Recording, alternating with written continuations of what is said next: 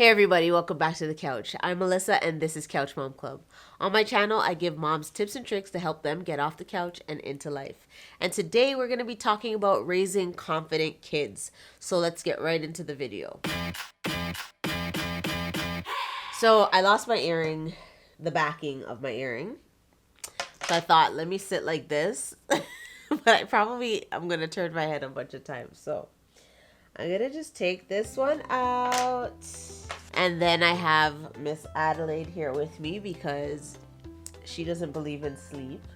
And she wants to see what Couch Mom Club is all about and how we film. The other day, I saw a post. I'm always on Instagram, as you know. And if you're not following me on Instagram, go ahead and, where am I going to put it? I'll put it right here. Here.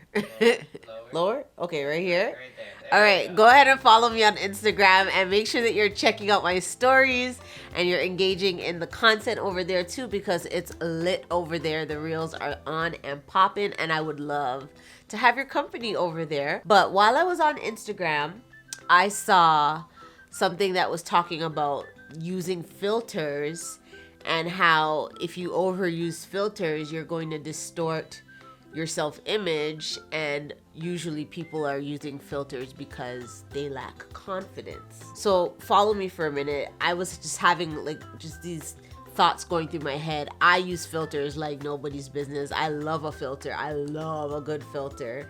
And I don't know, sometimes I love just playing with different filters. If I'm in a certain mood, I'll put on a certain filter. Or if I'm saying a particular thing and there's a particular filter that goes with what I'm saying, I'll use it. And sometimes your girl's not wearing any makeup, or I'm tired looking or something, and the filter just, gives me that little boost. So I am known to use a filter here and there. And I thought to myself, do I have low self-esteem? Am I lacking in self-confidence? When I was thinking about it, I was like, in some respects, yes, I do, because I would rather show up in a certain way than just my natural face, especially if it's in the morning and I'm not made up and things like that. And then again, there's makeup, which is another filter or another layer that hides what is true, which is just my natural face. But then there are times that I just show up and I don't care, and it's just like whatever.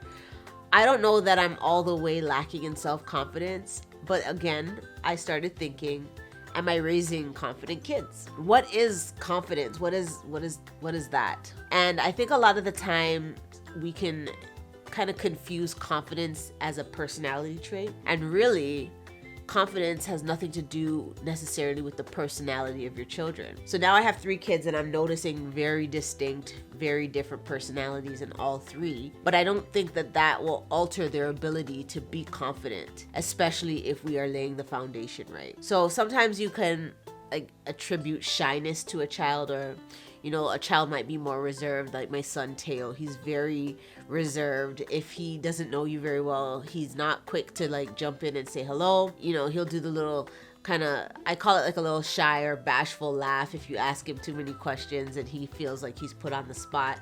And then you have somebody like Noelle who will jump in and say hello to a stranger. She captures any room, no matter where we go, everybody gravitates towards her, and she's very, very welcoming. And she would be more outgoing, more of an extrovert, you would say, and just, kind of steal the room. But you would say that Noelle is more confident than Teo usually. But really, both of them can display confidence and both of them can be confident, but their personalities might not be that outgoing, bubbly personality as sometimes we link confidence with. So what causes them to be confident? So being confident is linked to their self-esteem and how they see themselves. So basically, if you're looking in the mirror, and as an adult, you can kind of do this exercise too, but when you're looking in the mirror, who do you see? And how do you see yourself? And when your child looks in the mirror, what do they see? Do they see themselves as what they cannot do?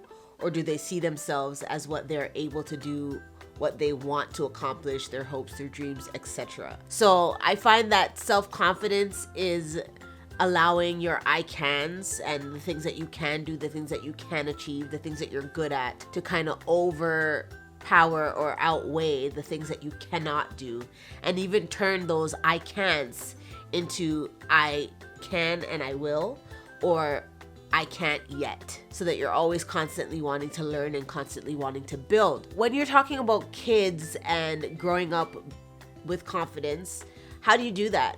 A lot of the times you can think of confidence as that thing that can make or break our success as adults. So you don't just one day wake up and become a confident adult. It has to start from somewhere.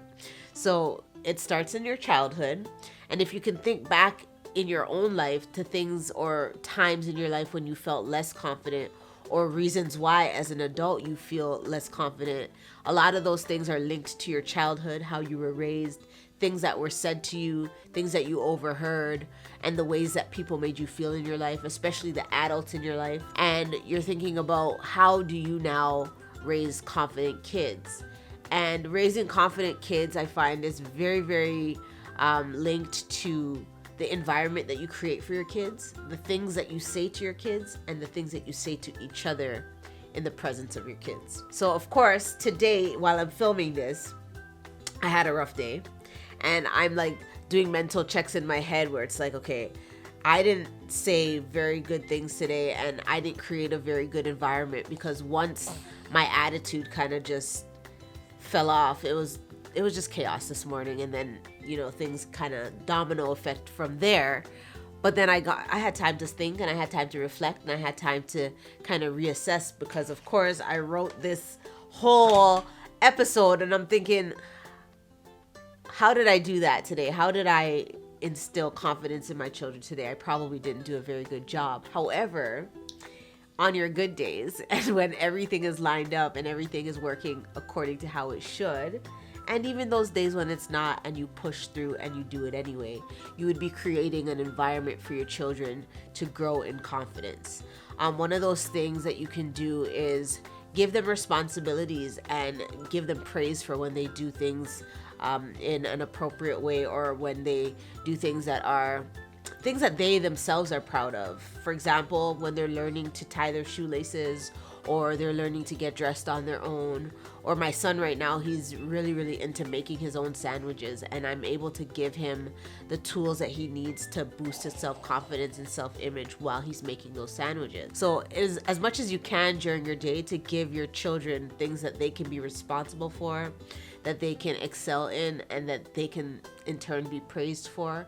You're creating an environment where they will learn to be confident and learn to develop good self-esteem and therefore self-confidence. The other thing is talking to your children and what you say to them. When you're telling your kids about what they can and can't do, or when you're giving orders or discipline, or you're trying to rear them in a certain way, or kind of reroute them if they're doing something wrong, you want to watch your language and make sure that you're using language that doesn't belittle them or put them down, but language that will uplift them and understand the appropriate ways to do things. Give them a kind of an insight through words of what is expected and what they should be doing. Anytime you're telling your kid no, or you're saying don't do that, or I'm not happy if you do that, or giving a consequence of whatever, you want to also go in with something affirming, something that they should be doing, pointing them to the direction of what they should be doing. You never want to end on a negative note.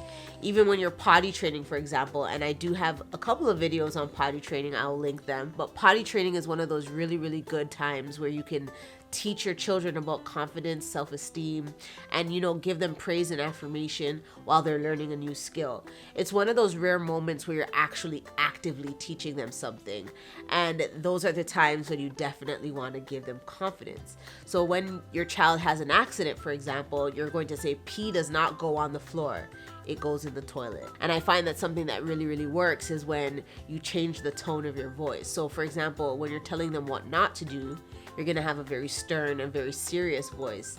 But then when you're telling them what they should do, and you should always end in what they should do, because kids all often just hear the last thing that you say, you raise the pitch of your voice, you sound a little bit more happy, and you even might want to say that part with a smile.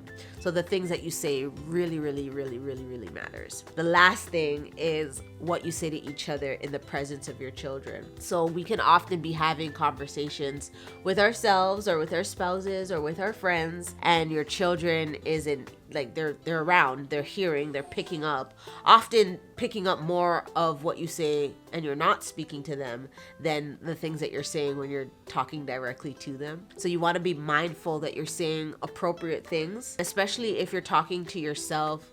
If you're having trouble doing something or you're frustrated, don't put yourself down. Don't speak badly to yourself, but speak to yourself in such a way that gives your child hope, in such a way that shows them that, you know, not being able to do something is not the end, but that you can work on it, you could try, and you can master a new skill if you put the work and the effort in. And just making sure that even the conversations that you're having with others are wholesome conversations and conversations that promote your ability to do things, your strengths, your talents, things that are uplifting and things that you yourself find confidence in. And when you're having negative talk, you always want to kind of turn it around so that it doesn't end on a negative note, but that your child hears the other side, the upside to every negative thing. Does that make sense? I hope that makes sense. It's just something that I was really thinking about, because we all want our children to be confident, but we don't really necessarily talk about how you achieve that. A lot of times people think if my child is shy, that means they're lacking in self-confidence or have low self-esteem. But that is not the case. And oftentimes we think if a child is outgoing, if a child is very friendly, then they are confident and they do have healthy and good self-esteem. Not the case. We actually have to actively be teaching our children how to be confident in themselves and how to have proper self-esteem. And then the whole other hard part too is to ensure that they stay humble and that they don't become arrogant and that they don't become, you know, those people that we don't really like. Let's just say it like that. A lot of the times what you instill in your children starts with you yourself. So of course, when I saw that post, I had to do a little bit of self-reflection and then do a little research to find out what it is that actually gives children the confidence that they need to carry them through into a successful adulthood. Here's my 2 cents. I might touch this subject again because I think it's so big and it is so important. So if I'm talking about this again, then don't be alarmed because I said it here already. All right, guys. So until next time, here are some really cool Couch Mom Club videos for you to enjoy. And don't forget to join the club. Go ahead and click that subscribe button and ring that notification bell so that you never miss an upload. Follow me on Instagram and all your favorite social medias, and I will see you on the next video. Bye. Oh yeah, get off the couch and into life. Forgot that part.